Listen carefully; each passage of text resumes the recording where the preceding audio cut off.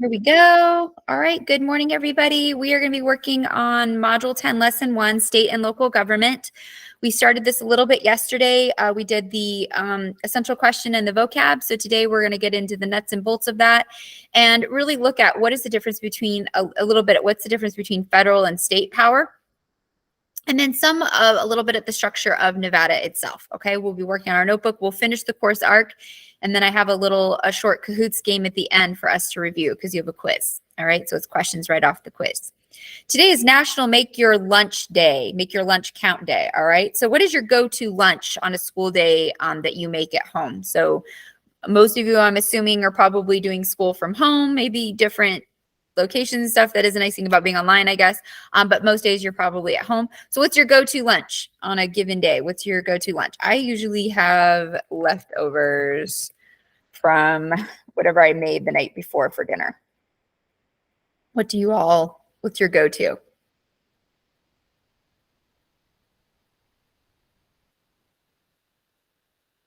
Come on, folks. Eat leftovers? All right. After school, or you're like away all day, eat at the end of the day? I have to eat like in the middle of the day. I get like so hungry. Like end of third, I'm like, let's finish this already. What else do you guys eat?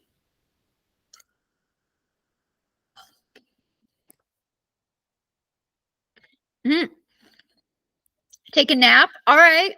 Eat, sleep. Sometimes sleep rules, right? That's fair. Leftovers if you're really hungry.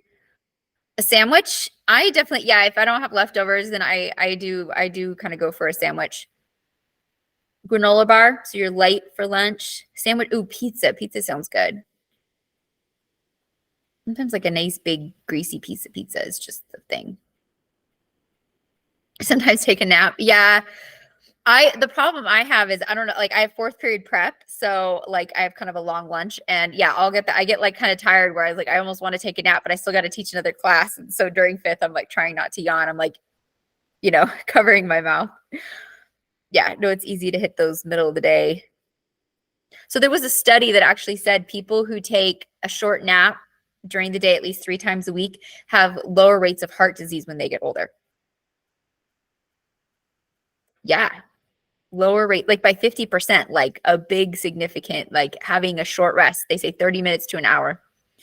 So I'm telling you, Spain has something going on, because they take they have like the siesta time, right? The time where they close down and they go rest. There's something to that. See, there's something to that.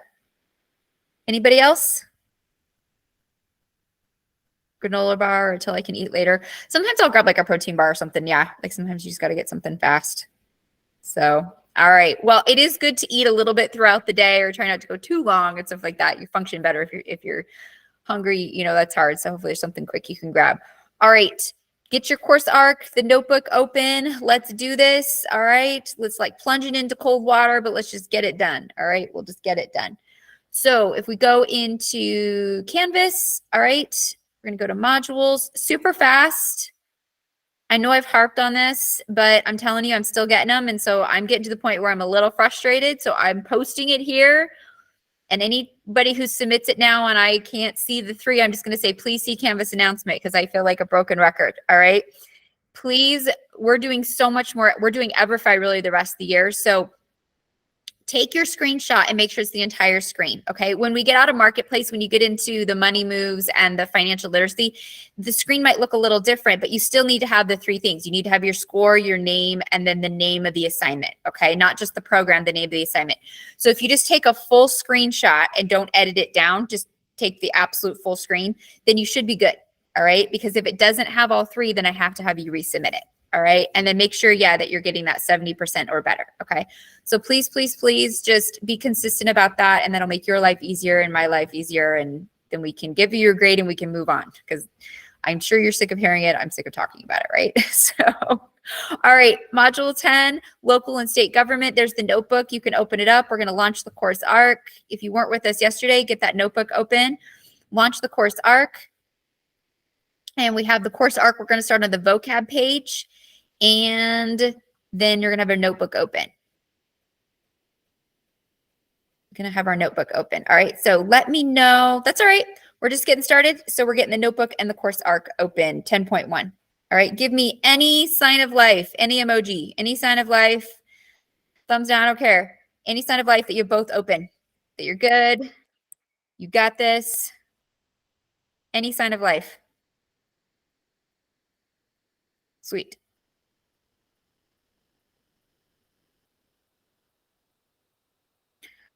All right, I'm going to jump in because like I said, today, stick with me. Do not do other things. Get that copy paste ready, okay? Because we're going to get the whole course arc done and then we're going to get 3 through 6 done, all right? And there's a lot of charts, so you want to stick with me so you know what goes where. Okay, so just quickly to review our key vocab words for this because we're looking more at state, local level in this lesson, okay, and how it works. State, local governments have the ability to blank laws just as the national government does. Okay, so they have the ability to repeal or to remove or undo. Not all counties have the division of corporate power like a, pretty sure, is that township? Yep, okay. A city or town with corporate status or local government is known as a municipality. So if you're a city and you have that local government, that's a municipality, all right? So that means you have like a mayor, city council, first responders, all that kind of stuff. Those on blank receive government assistance. So there's federal assistance, but then there's also state level. Okay. So there's state and there's even city level. So a lot of times we think of welfare and we think it's all federal, but actually states are a part of that as well. Housing, it could be food plans, it could be schooling plans. There's lots of things, that vouchers and things like that. Nevada has some of the largest federal government zoning. So about 80% of Nevada is controlled by, or the land is controlled by the federal government. And we'll talk about why that is today or how that came about. Okay. So there's the matching. If you didn't do that before, make sure you do that. We checked the whole answer. Let's go to learn about the Constitution. Okay. So the Constitution goes about basically setting forth the rights of the federal government, but also states. Okay. And what are the differences? And in the Constitution, it does, and I believe it's Article 4, it does talks about states' right. Remember our first Constitution, the Articles of Confederation gave all the powers to the state, and there was very little power in the federal government. And so the reality was that second Constitution, they had to flip-flop the power balance, that the federal government had more power and the states had less. It's kind of like the situation you're in right now. Good morning, Ms. Carter. It's kind of like the situation that you're in right now. You are in this late teenage phase. You're kind of an adult, but not really. You're still at home, with your parents or guardians, 1 foot in, 1 foot out, and states are like that too. We have power, but at the end of the day, the parent or guardian, what they say goes, right? And in the end of the day, the federal government overrides or supersedes the states. Okay, so ultimately the federal government has more power than the states, but we do have rights as states. Let's watch this quick video and then we'll do number 3 in our notebook. All right.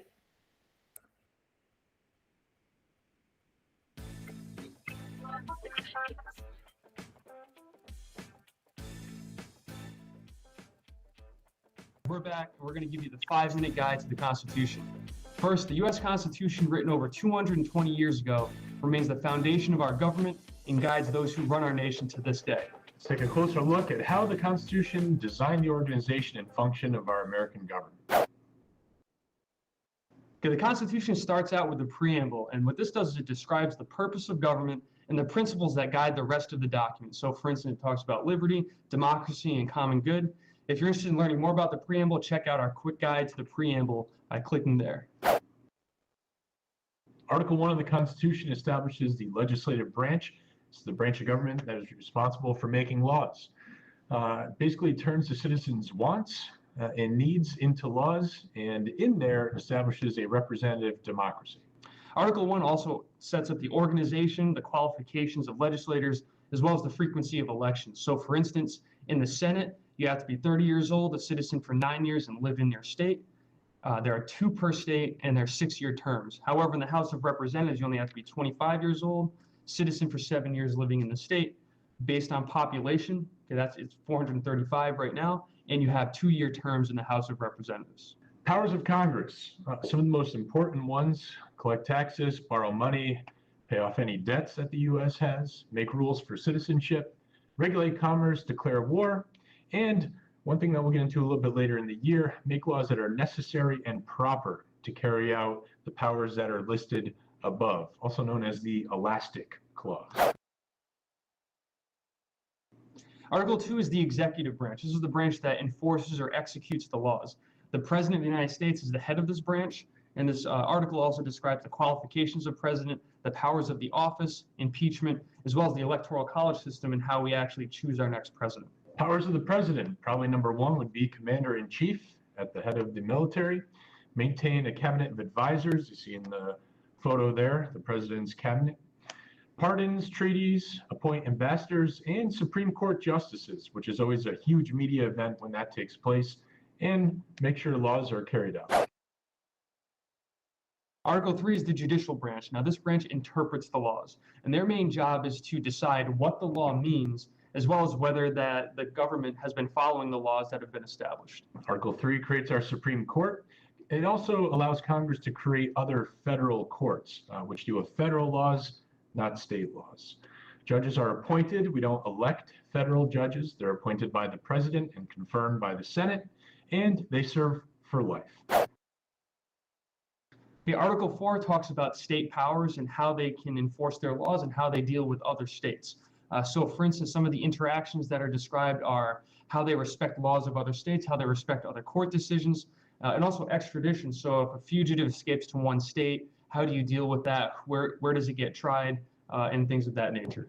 Article 4 also deals with how new states can be admitted to the U.S. with the authorization of Congress and the president. Remember, we started out with 13. We've grown all the way to 50. Article 4 outlines that process. The only requirement really, make sure that you have a Republican form of government. Okay, so no state dictatorships. Correct. Everyone has to have a democratic state government. Okay, Article 5 talks about the amendment process. That's how the Constitution is changed.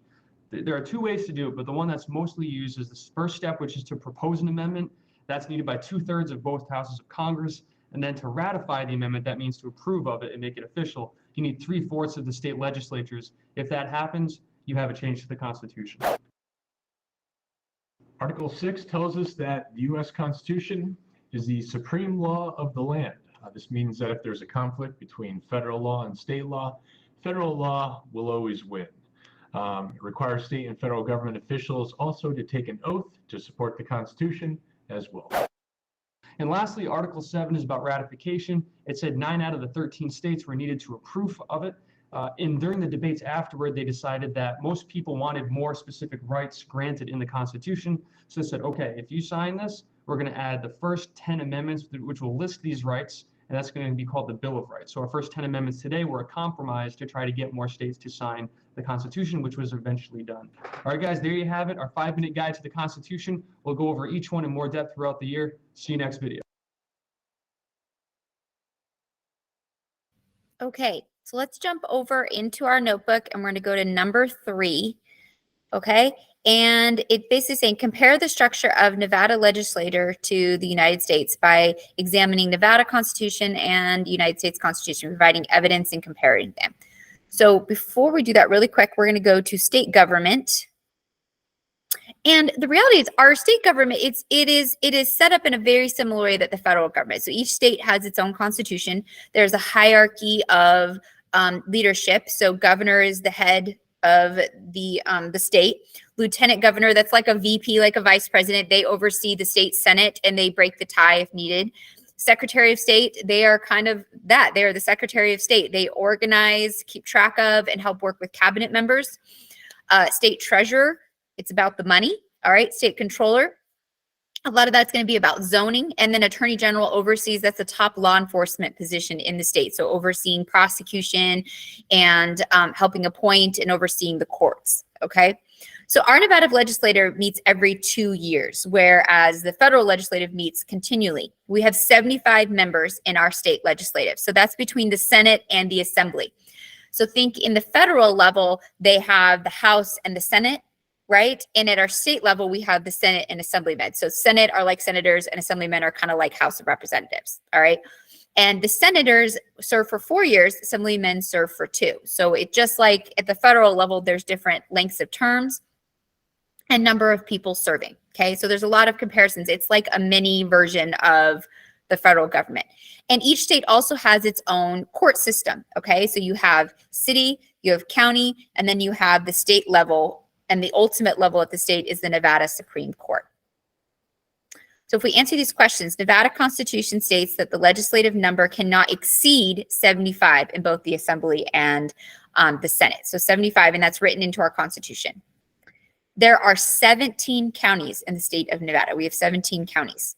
And the head of the Nevada government is called the governor, and that's elected upon. So we just got a new governor here in November, Joe Lombardo. Whenever I say Lombardo, I always think of like NFL, like the Lombardi Trophy.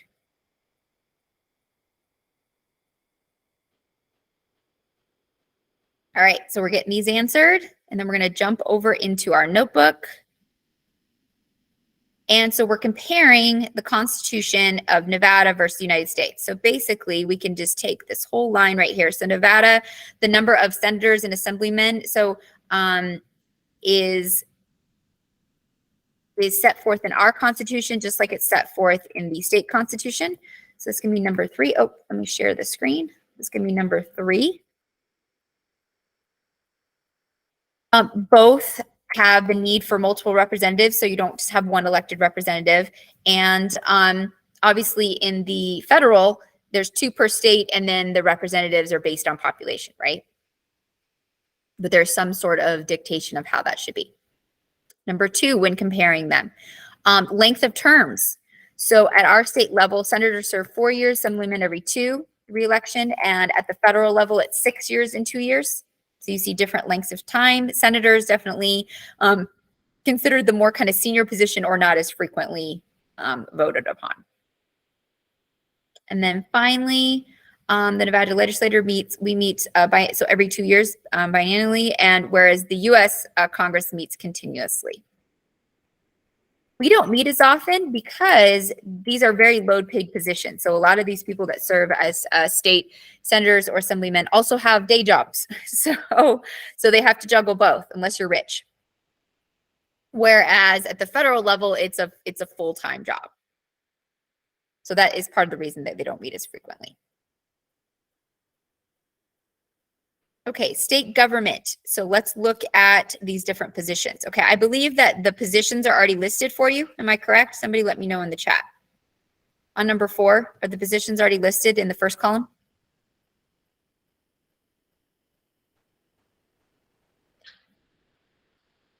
Thank you. All right. So we're going to go through each position, got a description, and then the name of the person holding the position. Okay, so governor, this is the top position. All right. They are like the president of the state, except they're called the governor. All right. So they hold this position. They oversee, they approve bills or can veto bills passed by the state. So it's very much like a mini version of the federal level. Lieutenant governor, this is very much like a vice president. Okay. They oversee the state Senate, and they act as leader of the state Senate. And then they cast that vote if in case of a tiebreaker, just like we see the vice president oversees the Senate and can cast that tie-breaking vote if needed. Secretary of State. So this is the 3rd highest ranking. And they're elected every 4 years and maintain responsibility of records, executive branch, prescribed law. So kind of overseeing and making sure that as laws are passed, they're updated, they're distributed. Treasurer oversees a lot of the banking. So a lot of the money that is collected through sales tax and property taxes and other forms, gas tax or hotel tax and things like that, DMV fees and things like that, making sure that it's being appropriated into the appropriate funds. So anytime if you're going to go to college or something like that, any of the Nevada College Savings Plans, the Millennium Scholarship, making sure that the appropriate amount of money is going into public education. So their responsibilities to oversee that money is being placed into the right accounts to fund the people that need them. State controller, another extension of accounting, but looking at state debt and collection of debt. So any land that's leased out, they also help to process audits to ensure that people are following laws and companies and agencies are following the laws. Attorney General serves as the top law enforcement officer. So oversees law enforcement agencies, investigations, and prosecution. So state senators, you don't have to look these up. Except they're going to vary, right? Because you're going to have multiple, okay? And their main goal is to go to Carson City, our capital city, and to help pass new laws, to adjust laws, to influence the areas that they're coming from whatever part of the state they're coming from. State assembly, same thing. Their main goal is to pass laws or adjust laws, right, that favor their part of the state or the city and representation that they're coming from. So just like we see senators and representatives do this at the federal level, at the state level, it actually gets more personal. And that's what I was telling you yesterday, that local elections are actually more influential than federal as far as actually impacting your day-to-day life, because they determine literally what's happening within your city, within your county, you know, and stuff. So it might seem small, but actually really important. And Board of Regents, they oversee education programs, state curriculum, universities. So here's the thing. Every state is responsible for their own education system, but they have certain criteria they have to meet if they want federal funding. So this is why you will definitely see some adjustments you know, depending state to state. Not every state has the same education system, but you'll see oftentimes a lot of the same standards. You'll see similar standardized testing and things like that, because we have certain things we have to meet in order to qualify to get federal funding. So the state funds education, but so does the federal. And that combination then is what allows for this to happen and myself and Ms. Carter to get paid. So please get us paid. Please get us paid. All right. Now there's a part 2 to number 4. Okay. There's a part 2 to number 4. Why was Nevada rushed to statehood? So let's jump over here really quick and look at, did I miss this part? Oh, I did in the last slide. Sorry. Okay. So Nevada became a state in 1864. So we kind of started this process in 1861. In 1864, we became a state. And this was during the Civil War. So what was happening during the Civil War was that you really had a tie between the northern states and the southern states on many different issues. First and foremost, obviously, slavery was a big issue, whether or not it should be outlawed or continued. Economic policies, tariffs, taxes, and things like that. So there was a lot bundled together. The big theme was economics. So labor, which was slavery, tariffs, which was taxes, and how much should be exported and imported. The South felt one way, the North felt one way, right? But when you have a tie or you don't have majority, then you're at a standstill. So this led to the South saying, fine, we're just going to leave. And the North saying, not so fast. So President Lincoln was motivated to add states because that would add representatives, which would help tip the balance, right? And give the North more votes. So in order, if you look at in the 1860s, all the states that were added, they all sided with the North. That's not a coincidence. It's basically saying, you want your statehood, then you vote the way I want. And they're like, okay, because statehood gave you a lot more protection and rights than a territory. So states at the time were saying, okay, we get our statehood as long as we fulfill what Lincoln wanted us to do, which was side with the North. So against slavery, tariffs, and certain imports and things like that. So it helped to tip the scale in the Civil War. So we were definitely a part of tipping the scale and giving the North more majority. Okay. And stuff. So political motivation moves things along. And that was definitely one of them. Why was Nevada rushed into statehood? And that was, again, a big part of it was the Civil War and President Lincoln trying to tip that balance. What is the primary responsibility of the executive branch of Nevada? So it is to run, the executive branch is the governor's branch. So think just like at the federal level, there's 3 branches, executive, Congress, and then judicial. The executive at state level is the governor. So runs like a mini president, right? Overseeing things, making sure that things are getting done. How often does the Nevada legislature meet? So they meet every other year, off and on for 120 days. And a lot of that's because people still have to work. It's not a high paying position. What are the duties of the Nevada legislator? So first and foremost, approving and passing laws, setting the budget. How are we going to spend our money? How are we going to get revenue? How are we going to pay for things? Do we need to adjust laws?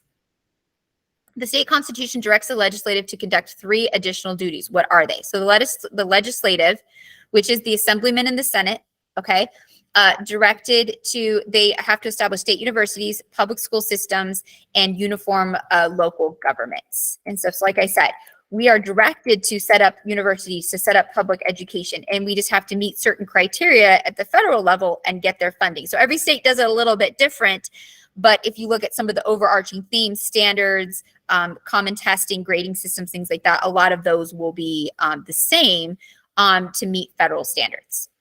And then what do the legislative do when they're not in session? Often they work.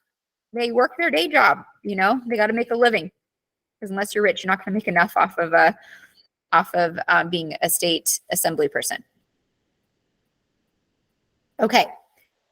So we did this one. I'm going to go to local government. So at the local level, okay, so there are, once you get into counties, there are several different ways that you can zone or you can break off. You have cities, towns, boroughs, and villages. Okay, so even at the city level then, and the county level, you will have different rankings. So the Clark County Commissioner, commission. So the commissioner is going to run the county, and then they have a board at the city level, the city of, like, let's say Las Vegas. The mayor is the main person in charge, but then you have a city council that works with the city manager and the mayor to discuss issues, to vote. They have to get a certain majority. They have meetings biweekly, monthly, at the same way that you would have at the federal level. Okay.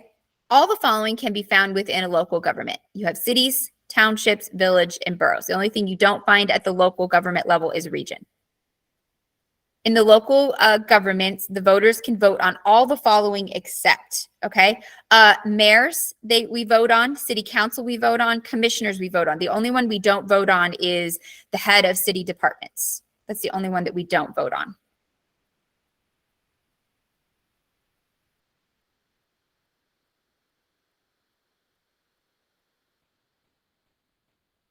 I know I'm moving fast. I'm sorry. It's a lot to get through today. So I'll give you a second to get that in. All right.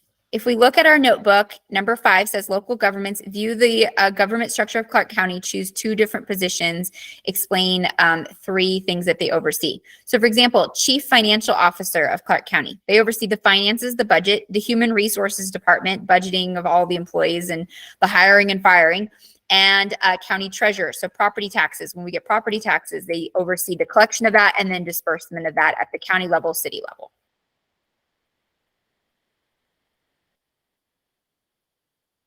Here's one of them. And then the second one, example, is Chief Administrative Officer. So they oversee the elections, making sure that we have election sites, the ballots, that they're collected appropriately, that things are as transparent as possible, right? So we're not questioning elections. Public guardian, so they oversee health and safety. And then the licensing department, so marriages and divorces, and business licenses. I heard this morning on the radio, did you know that divorce rates are down 18%? Isn't that good to hear? So they attributed great thing to yeah, attributed it to the younger generation, so kind of millennials and stuff, getting married a little bit later. So baby boomers and things like that. I know my mom got married at 20 or 21, Yeah, like really early. And so they say like that kind of rush to get married, or that kind of culture of getting married early, contributed to, because you change a lot in your 20s. I'm telling you, you think you know who you are now. Talk to me when you're 30. Okay. You know, you change a lot in your 20s. Which is good. It's good. I'm glad I'm not the same I was when I was 20. I've matured a lot. So you change a lot. So they actually say now the average marriage age is later 20s, almost 30. And that waiting, you're being a little bit more picky and sure of yourself and stuff. So that's a good thing to hear. So hopefully less divorces. All right. We will jump back over. Let's go to public service.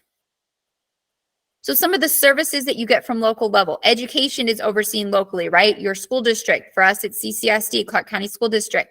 Public welfare, okay? So making sure that you have hospitals, doctors, immunizations available, that you have welfare programs for low-income families and stuff. They oversee education classes, community college, things like that. Public safety, so they oversee fire, police departments, first responders, and safety. Highways, making sure that our roads are maintained. I don't know about you, it seems like we always have some kind of construction going on or something. But it's what's needed. Okay. So number 6, public service. Locate the public services in your area and identify some of those services. All right. So for example, fire.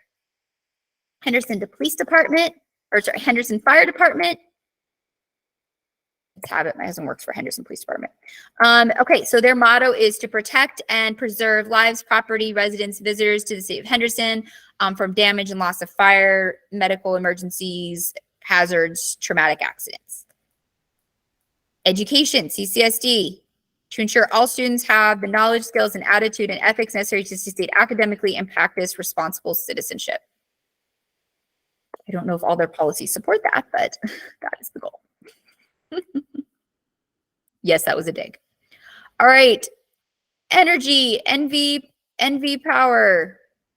Our mission is to be a corporate leader. I feel like their mission is to give me a high bill every month. Our mission is to be a corporate leader. Nobody's finding these things funny. All right, cool. I'll keep my jokes to myself. To the investing in resources to improve the quality of life for everyone in our services territories and throughout the state of Nevada. My gas bill and my energy bill have gone up crazy, and my usage hasn't. Right? Okay, hospitals. So let's say Henderson Hospital to deliver.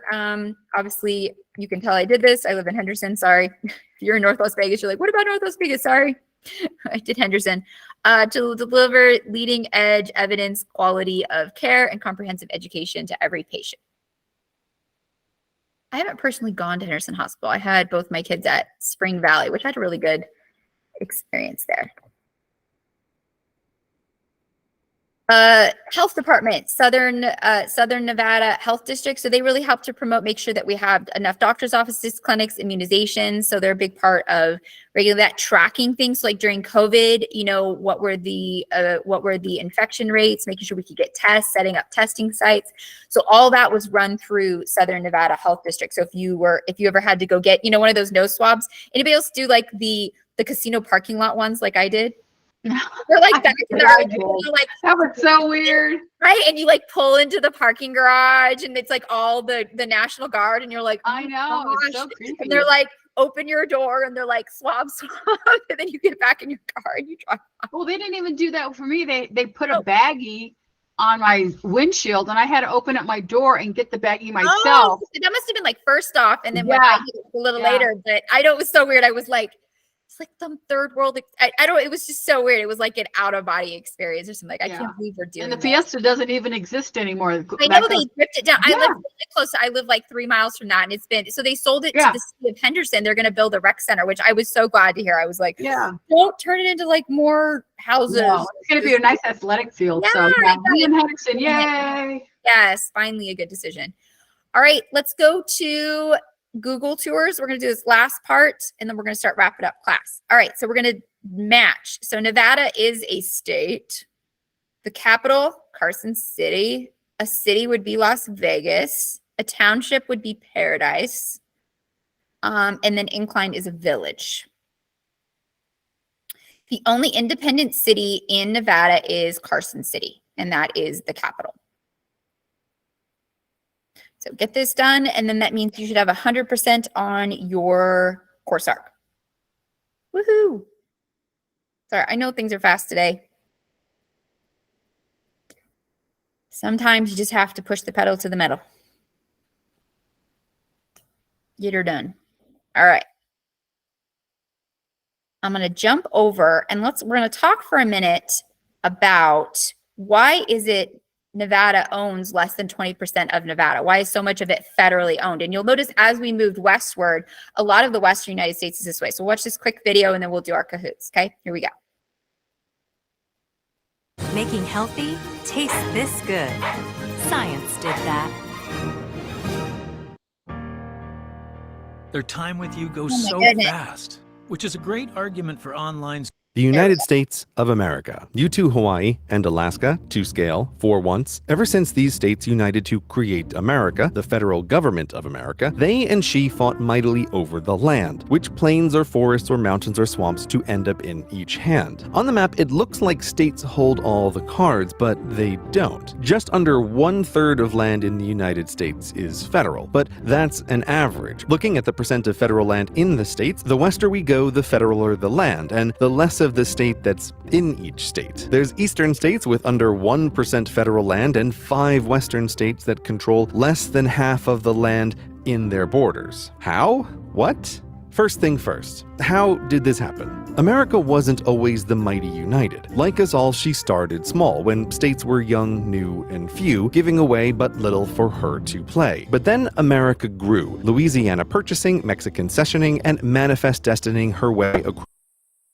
In this age of empires, it won't do any good to say she owns the land unless she gets her citizens out there to occupy the vast, totally unoccupied continent. So America turns from hoarder to minimalist, disposing of as much of the land to new states and new settlers as she can, sometimes giving it away in literal races, where plots of land were drawn, homesteaders waited at a starting line, and bang, first family to a plot owns that plot. Says who? Says America. She's booting up a private property ladder from virgin land using contracts and guns. 10% of all the land in the US was given away for free just to get people out west. See also railroad companies, which got the land either side of any track they could build for the length of a continent. If you could live on or improve the land in the 1800s, America would probably give it to you. But by the 1900s, most of the states are mostly in place, and the age of empires and wagons westward is over. But America still had a ton of land she didn't or couldn't give away. And now that the states are settled, well, what she has is all she will ever have. She turns away from her gifting minimalism and becomes a curator of her collection of land. This change was rather a shock to states expecting the land in their borders would be land in their borders, that federal land would continue to be turned over as it had for a century, but no. Thus, this map and a lot of angry Western states now up against a fully operational federal government altering the deal. Some states like poor Utah and Nevada found themselves with hardly any state in their state. Or, hey, what about the reservations? Are you going to talk about them? Are they federal land? Some of us have a lot of reservations in our state. Ah, the reservations. Yes. What a great story for another time. Look, we can't do the reservations right now. We just can't.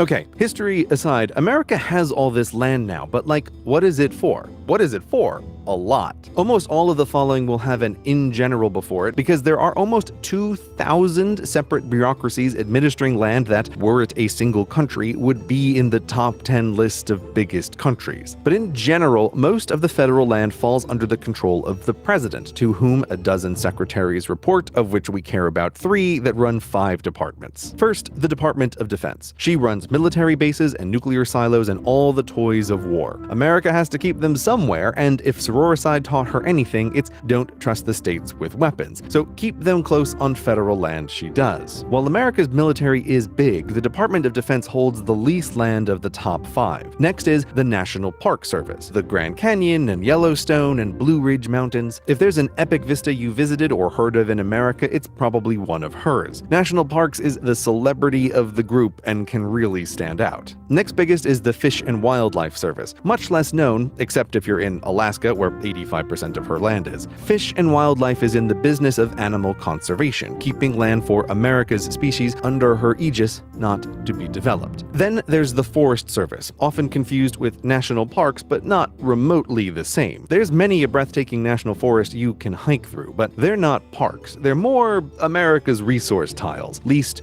for logging, plus grassland tiles for grazing. Forest Service's job is to balance extraction with maintenance. How well she does this is an endless source of argument between America and the states and the companies that want to use those resource tiles. It's a job that guarantees someone is always going to be angry. Only you can prevent forest fires? That's the Forest Service, because she deals with these kinds of fires as well as these kinds of fires. And it's a job she splits with the last and the biggest, the Bureau of Land Management. She does it all, from resolving cow disputes to leasing land for mining to building parks to preserving the coastal waters of California, which, surprise California, are federal land. BLM does a lot and is the biggest, which can make it very confusing about which agency does what. But think of it this way. There are 3 goals: conservation, recreation, extraction. BLM does all 3, FS does conservation and extraction, F&W does conservation, NPS conservation recreation. Again, in general. These 4 plus war control 97% 3% of federal land. The last 3% is miscellaneous, used by departments like the Postal Service or NASA or the Department of Energy or others. Okay, this is lovely, but like, what does it mean to say that land is federal? Is it part of the state or not? Well, this brings up the delicate and sensitive balance of power between the states and America. And there's an enormous amount of words around the sovereignty of governments. But ultimately, federal land belongs to America, and she can do with it what she wants, and the states have to just suck it. Most starkly in Nevada, where federal land was used for nuclear bomb testing. Yeah, that's a pretty big hole you punched in Nevada, America. Oh, not just the once. Oh. When push comes to shove, America can shove. That's the most extreme example, but federal lands will often have their own separate federal law enforcement officers, like the Investigative Services Branch, a kind of FBI for national parks. Though state borders do matter here, for lesser crimes, federal officers will often dump suspects into the state courts to deal with. Private citizens can't buy property on federal land. There are Americans who will tell you they live in a national park. Cape Cod and Fire Island National Parks are examples of this, but if you zoom into official maps, you'll often find hilarious borders that swoop around and in between developed and undeveloped areas. There's also military bases, which will have soldiers living in them, but they can't own anything. And because it's federal land, the Department of Defense that builds the housing can ignore all a state's laws about housing or health codes. So a state can't control in a meaningful way federal land in her borders. Hundreds of acres of federal grassland might suddenly be filled with grazing cattle, or POW be declared a national monument and preserved forever, or plumbed for oil and mined for minerals, with the state just standing on the sidelines watching. Thus, states can't build their own towns or parks or factories in federal land to, collect any taxes from the land, which, once America made her intention to keep federal land forever, made the states with a lot of it start to grumble. Fine, I'll give you payment in lieu of taxes. Are you happy now? Is this a joke? Is this for real? Grumble. All of this means today there's a big political divide between the states that have a lot of federal land and the states that don't, with eastern states thinking of federal land as belonging to the nation as a whole, which is easy to do when you don't have a lot of it within your borders, and federal land to you means visiting Glacier National Park on vacation. Meanwhile, western states are getting nuclear bombs detonated in their backyards and compensation they don't think is fair for land that affects them that they can't control. There's a million more complications this simplification can't possibly cover, but the best way to think about federal land is that while it may be in a state, it is not of the state.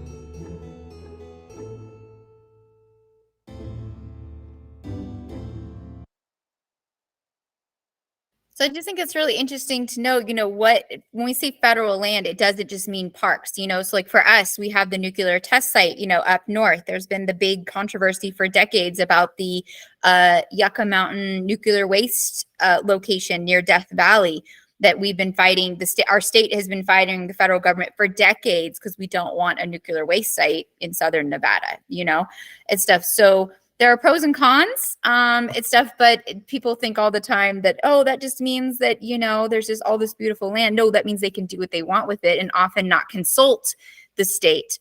And so this does definitely cause conflict. And we experience that probably more than most states because 80% of our state is controlled or is federally controlled. So it does create some conflict for sure. All right, I'm going to give you your review sheet and we're going to do quick Kahoots game. It's just 4 questions, but it'll be fun because these are questions off the quiz. Yeah, my mentor teacher, maybe if you grew up here or something, like they said in the 70s, like they would have to get under their desks and it wasn't an earthquake drill. It was when they would do tests and it would shake the whole valley when they would do. I mean, I can't even fathom. I know. I can't even fathom that they would do that. And I've heard stories about film crews that all died of cancer. Yeah. Because they weren't aware that the dust that was blowing on them was radioactive. It was really bad. Now all the testing they do is underground. So that's better. No, I agree. It's slightly better, but it's so still not like great. It's slightly better, but it's still not. Yeah. So we say Yucca Mountain. All right, so we have our key vocab, and then I've taken notes from, like what is the basic, what are basic rights laid out on the Constitution? What is the structure of our government in the state, ranking of authority? I've got those key questions from the course ARC, local government, and again, defining what some of those responsibilities are. I put the matching, and then some extra review questions, okay? So please use this when you take your quiz for sure. All right, let's do a quick Kahoots.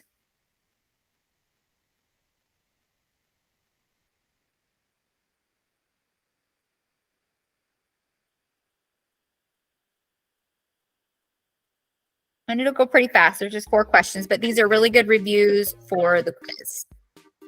So you can go to kahoot.it or click on that link. Join the game. Awesome. Just fast, it's fun.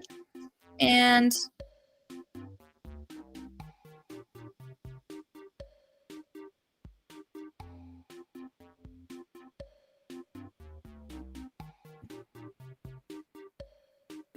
thank you. Quickly join so we can do this.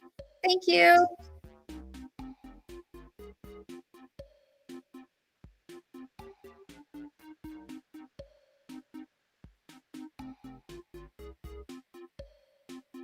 Awesome. Give it about 10 more seconds and we're going to start. The avatars are so cute. All right, let's get started.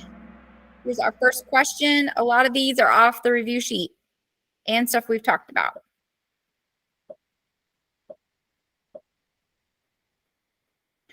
A city or town that has corporate status and local government. So we make that distinction. Is it municipality, zoning, welfare, or township? What's your best guess? 5 seconds.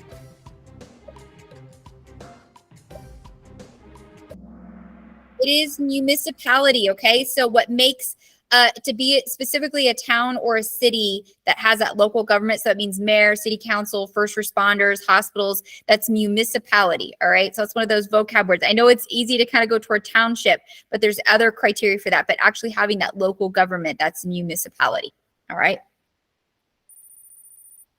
All right, nice job, JD and Kavi. The governmental control of use of land and buildings. Is that municipality, zoning, repeal, or welfare? So when the governmental control, so the state or county level controls land and buildings, is that municipality, zoning, repeal, or welfare? 5 seconds. Take a guess. That is zoning. Very good. That is zoning. So they determine. So if I buy a building and I want to live in it, like, no, it's for commercial use. Or I buy a house and I want to make it a business. They're like, no, that's private. I have to follow the zoning guidelines. I can't just do whatever I want. Nice, JD, Kavi, Elliot. All right, Whispers. We're doing good. Okay, to revoke or annul. To revoke or annul. Is that zoning, municipality, repeal, or township?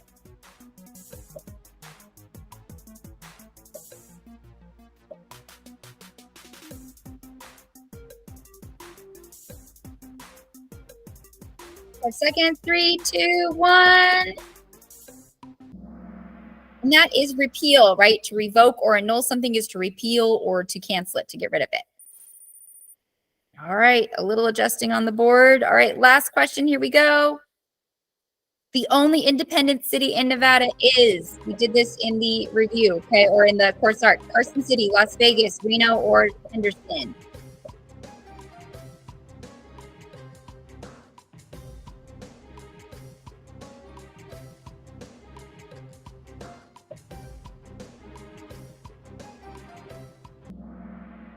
Like Carson City. Sorry, I know I couldn't find a picture in their thing of Carson City, so I tried Carson City because it's our state capital. All right, let's see who made the podium. 3rd place, Elliot. Nice job. JD, nice job. 1st place. Harvey, nice job. Yay! Nice job, everybody. All right, it's a good review. It's a good review and stuff because those are questions right out of the test bank. All right, so really fast, we got to end class tomorrow. Course arc should be done. That is due. Notebook, you got to do 7, 8, and 9. Okay. Take your quiz. You got your review sheet, and I will also post it in the announcements. Okay. Make sure you do your attendance assignment. If you need anything, I'm available from 9 to 11:45 tomorrow. Okay. So please come see me, or you can come see Miss C.